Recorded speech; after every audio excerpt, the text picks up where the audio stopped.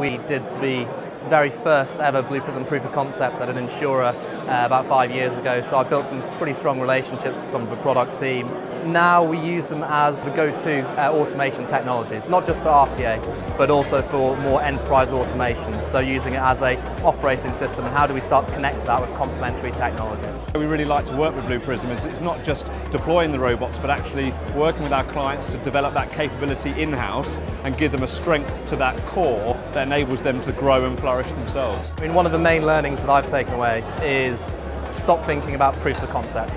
The technology is proven, everyone knows what it can do. There's a sufficient range of analyst reports and use cases that are in the public domain to confirm what automation can do for you.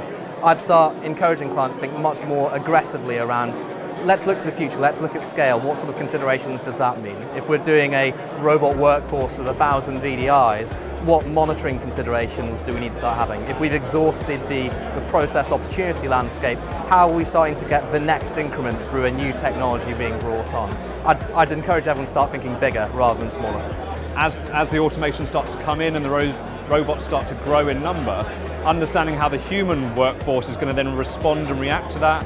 How do they incentivize that workforce? They're going to be doing less formulaic and repetitive tasks to more creative and innovative tasks.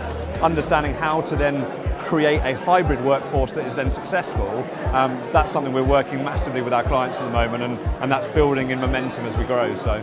The key is building capability not just from a development function but across the organisation to understand what automation can do for you, so that you've got proactive identification happening not just from the COE but across a variety of different business units. For us, it's around just actually interacting with people, both from a software point of view and speaking to Blue Prism, understanding kind of the new developments that are coming down the pipeline as well, but also just interacting with potential clients, current clients, your clients here today, and we had a coffee with them, and it's just great to understand what they're interested in and where they want to drive it and just get a feel for it. It's almost stop talking about RPA and start talking about the digital worker.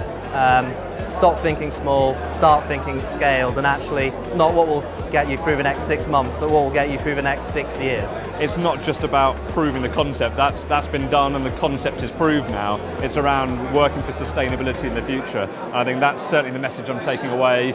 All the interactions, all the different connections with other technologies and this kind of enterprise that Blue Prism's kind of creating, I think that's just absolutely fantastic, and then just the vision for the future is so exciting.